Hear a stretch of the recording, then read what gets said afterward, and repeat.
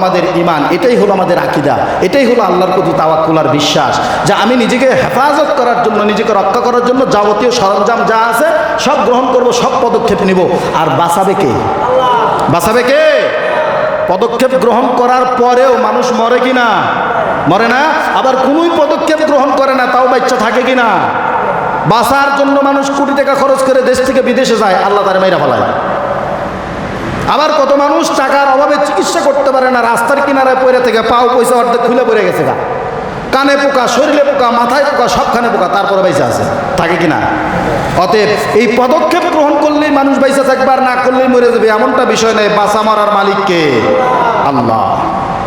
তাহলে প্রিয় ভাইরা আমার, আমাদেরকে বুঝতে হবে ওমরে ফারুক রাদিয়াল্লাহু তাআলা একজন খলিফা ছিলেন, একজন রাষ্ট্রপ্রধান ছিলেন, তিনিও দেশটাকে পরিচালনা করেছিলেন কিভাবে, কি সুন্দর করে। আজকে সেই আদর্শ, সেই নীতি কোথায়?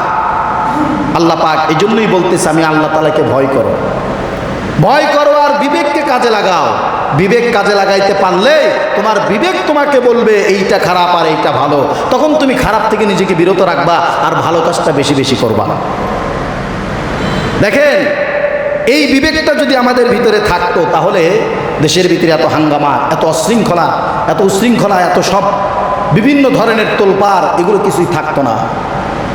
আজকে আমাদের ভিতরে বিবেক না থাকার কারণে জনগণের মাল লুণ্ঠন করে আমাদের নেতা নেত্রীরা, একটু সামান্যতম দ্বিধাবোধ করে না। কিন্তু বিশ্বনবী একটা শিক্ষা আমাদেরকে দিয়ে দিয়েছেন, একটা বিচারের একটা উসুল বলি আপনাদেরকে। বিচার করতে গিয়ে আপনাদের উসুলটা কায়েম করতে হবে। তার আগে বিশ্বনবীর এই কথাটা একটু শুনে নেন। এক মহিলা চুরি করছে, চুরির বিধান কি আপনারা জানেন? আসারিক সারিক ফাক্তু আইদিয়াহুমা, যে ব্যক্তি চুরি করলো, চোর অথবা চোর নিজেই হোক না কেন, তার হাত কাইটে দেবে। এটা হলো চুরির বিধান, কোরআনের বিধান। আরবের এক মহিলা চুরি করছে, চুরি করার পরে এলাকার ভিতরে ধরা খাইছে, এখন তার হাত কর্তন করা হবে। খোঁজটোজ নিয়ে দেখে এই মহিলা তো যে সে কোনো মহিলা না, এই মহিলা হলো কুরাইশ বংশের মহিলা, নবীর বংশের মহিলা। ইজ্জত থাকে? সবাই সাহাবা একরামরা সবাই একটু অবাক, সবাই পেরেশানিতে আছে, ডিপ্রেশনে চলে গেছে। হায় হায়, কুরাইশ বংশের মহিলা চুরি করছে, ধরা খাইছে, নবীর বংশের মানুষ, এখন হাত কেটে দিলে ইজ্জত কোথায় যায়? এটা কেমন হয়? সবাই একটু পেরেশানির ভিতরে আছে, কি করা যায়, কি করা যায়? বিচারক আবার হলো মুহাম্মদ সাল্লাল্লাহু আলাইহি ওয়াসাল্লাম। এই জায়গা হলো আরেক প্যারা।